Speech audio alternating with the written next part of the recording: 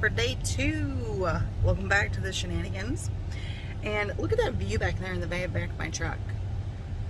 A pool net and a monstera. Doesn't that just look like loads of fun? Ooh. Also, I'm listening to an audiobook. I can't remember the author, but if you know, you know. But it's 5 Love Languages of Teenagers. And if you have preteens or teens, I highly recommend it.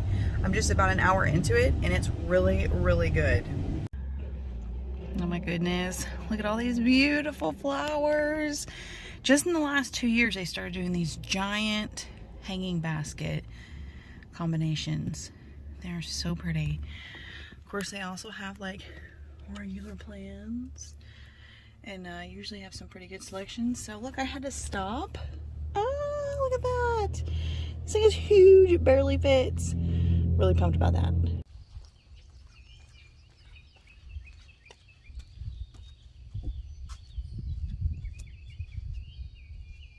Okay, I feel like this might be a really good time to explain what we're doing here. So in November of 22, I began the process of purchasing my dream home, that 1880 cottage, which you guys have seen me in everything I've done in that house in the last 7 months. And because I'm self-employed and income is hard to prove, and you have tax write-offs and credits at the end of the year, it made financing for that house really difficult. But I was told by a lender that I was pre-approved and that everything was all good to go. The sellers accepted my offer and they allowed me to move in early and do a pre-possession. Cut to getting to like the final closing, and the lender decided that in fact they could not do the loan, and it was a very dramatic situation. We were assured by a different lender that if I filed my taxes differently in 23, they'd be able to do the loan. The sellers agreed to extend our contract to May of 23 to give us time to do that, which was very nice of them. So we're basically under tenant laws basically at that point. So then numerous multiple negative things happened between March and May of 23. And in the end, we were not able to secure financing after numerous exhaustive efforts. And so we went to the seller and asked them if they would be willing to do a 2-year seller financing deal, which is what our bank manager recommended we do. And after they took 5 weeks to consider that, they presented us with an offer, which was basically we would be tenants for another 2 years. We would have no ownership in the home, and we would have to pay a large monthly payment, but of that payment, $1,500 a month would be interest only. It would not go towards the purchase of the home, and they wanted $20,000 down, which we had and we were willing to do, but not under those terms, and we really wanted seller financing, and they basically just wouldn't agree. And we decided, you know what, it's just not worth it. And we have a perfectly fine home 45 minutes away. We spoke with the kids. We debated this for a while and decided we would just move back into our old home and use the money we had saved up to make this our dream home instead of giving it to someone who's just going to really stick it to us financially.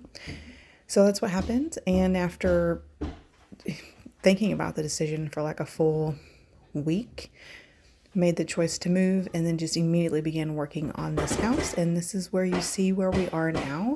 We have 5 days to prepare this house, to move into it and move. And here we are.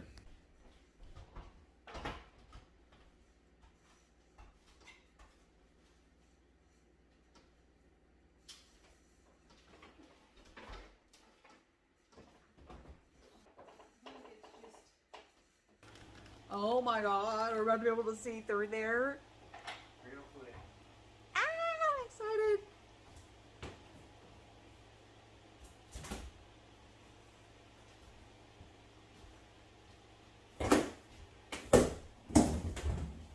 Oh my goodness. It's so exciting. The kids are going to be so shocked. Yeah. Wow.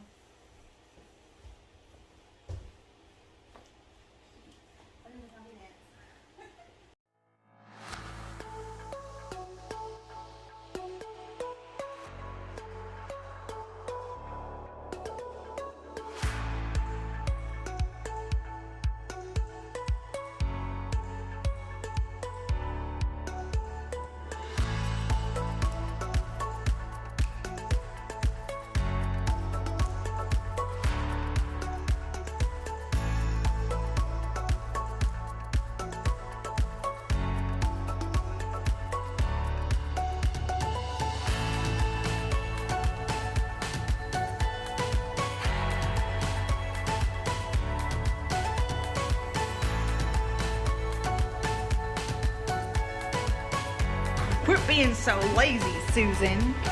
Get out of the hole.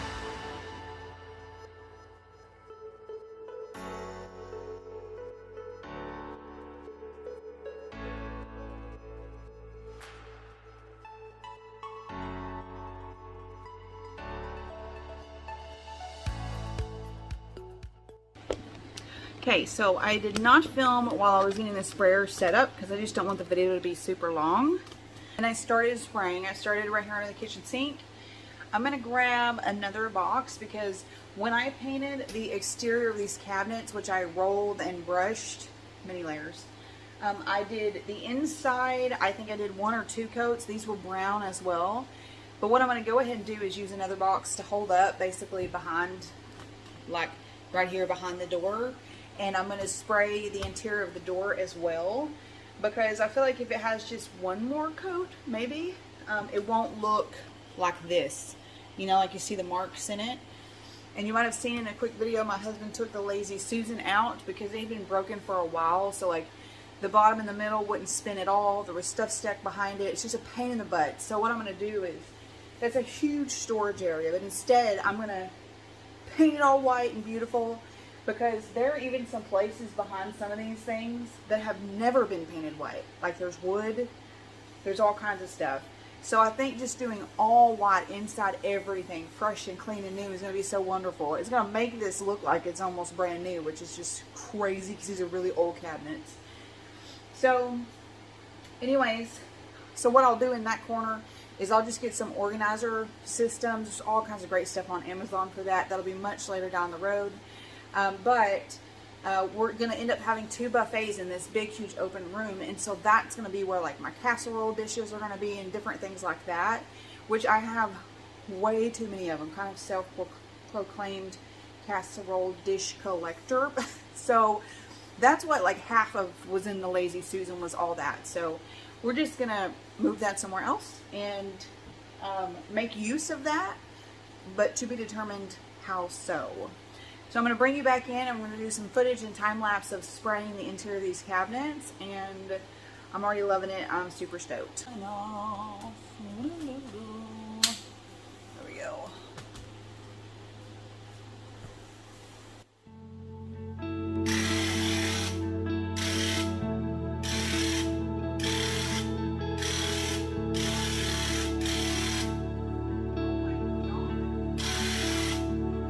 It's beautiful. It's so beautiful.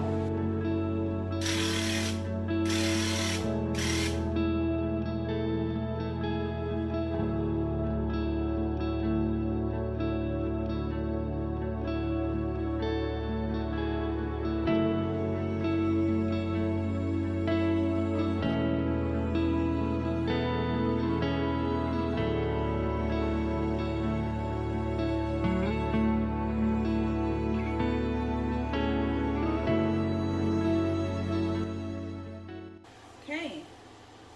Oh, just a tiny bit on the floor. There's not no overspray. There's just really minimal, and that could be the setting I've got it on. So I may need to slow it down. But you see how I got some on the floor there? Just gonna scrub that really quick. Yep. Right on. Look at how icky that is.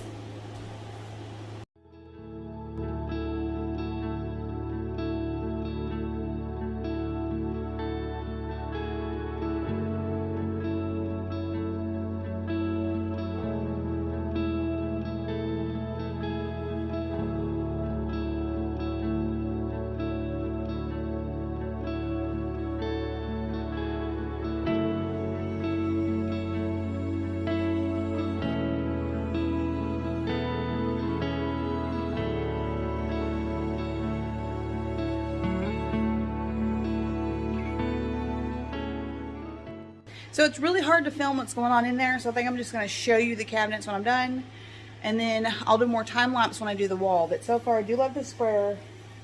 There is overspray. It is fairly minimal. Yeah.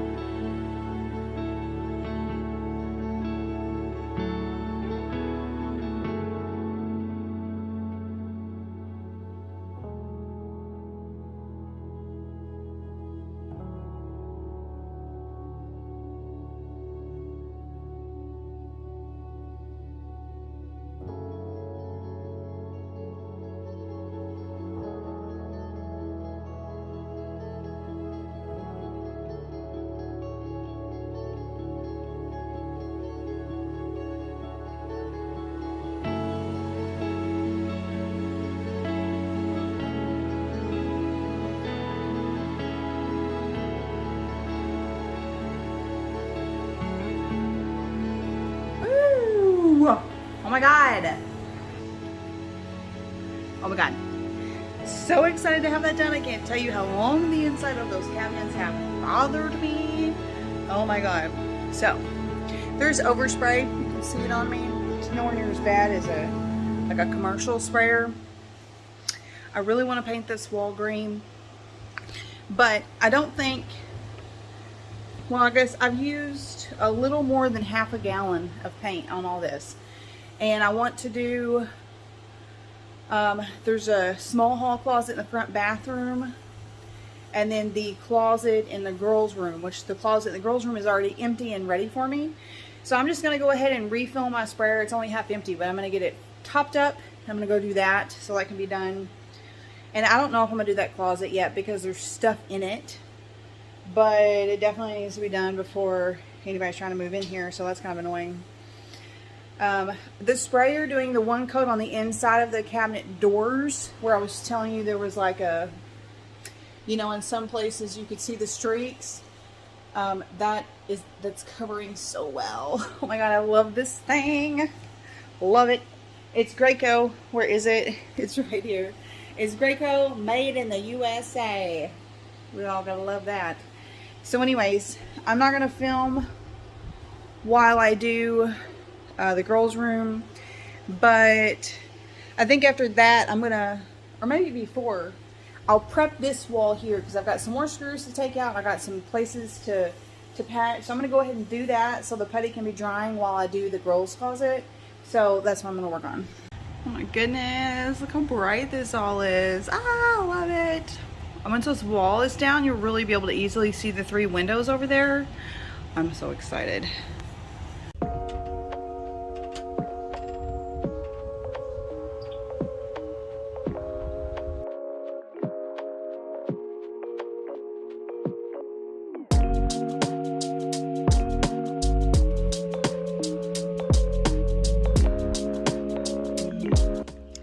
Okay, I've done everything I could do in white. Now I'm out of paint.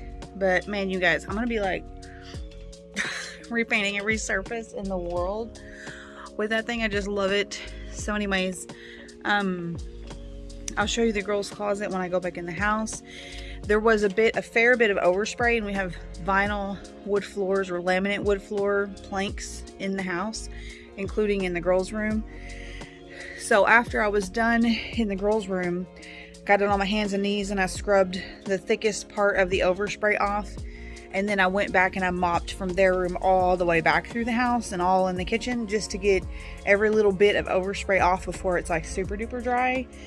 So that's what I did. Man, I just saw some spots I missed on the drawers. Do I care? Do I really care? I don't know. Anyways, so, and I don't know if you noticed, I did get some overspray on the handles on the drawer pulls, but I'm replacing all of those.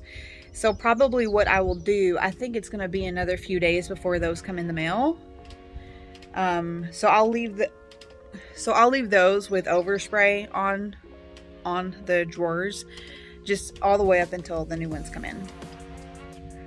And when I did paint the drawer fronts that white, that ultra white, I'm just now thinking the new pulls are really small. They're like that big around. So I'm wondering if I'll have to do some touch-up painting around that. But anyways, they were painted that bright white, and then the new things put on before the ones that are on there now. So when I take those off, it is white underneath there, but there might be some difference and I might have to patch that, but that's okay. That can be a later project. So anyways, so now I'm at the point where I've got to learn how to clean out the sprayer and clean it out, and then I'm gonna do some walls in green, and that will be fun.